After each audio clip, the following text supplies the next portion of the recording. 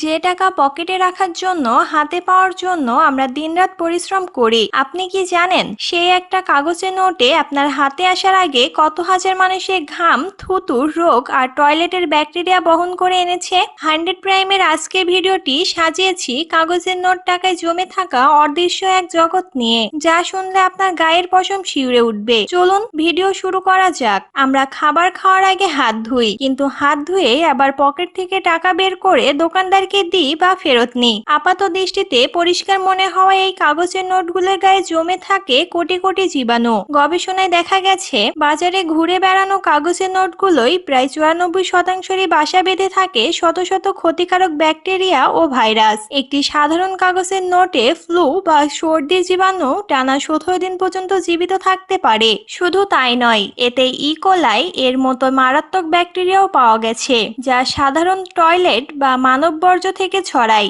বাস বা সিএনজিতে ভাড়া দেওয়া, বাজার করায় এবং গণশৌচাগার ব্যবহারের পর যখন মানুষ না ধুয়ে টাকা ধরে, সেই সব ব্যাকটেরিয়া ধাপে ধাপে চালান হয়ে যায় আপনার পকেটে। আচ্ছা, আপনি কি কখনো খেয়াল করেছেন এত হাত ঘোরাঘুরি হওয়া সত্ত্বেও বা জলে ভিজলেও কাগজের টাকা সহজে ছিঁড়ে যায় না কেন? কারণ আমরা যেটাকে কাগজের টাকা বলি তা কিন্তু আসলে কোনো গাছ থেকে তৈরি সাধারণ কাগজই নয়। ব্যাংক নোট তৈরি হয় 75% সুতি বা তুলা এবং 25% লিনেন দিয়ে, আর এই কারণে জল বা ঘামে ভিজলেও এটি সহজে নষ্ট হয় না, বরং দীর্ঘস্থায়ী হয়। মজার ব্যাপার হলো, প্রাচীনকালে কিন্তু এভাবে কাগজের নোটের ব্যবহার ছিল না। চীন দেশে প্রথম 7ম শতাব্দীতে কাগজের মুদ্রার প্রচলন শুরু হয়। এর আগে মানুষ সোনা, রূপো বা চামড়া দিয়ে লেনদেন করত।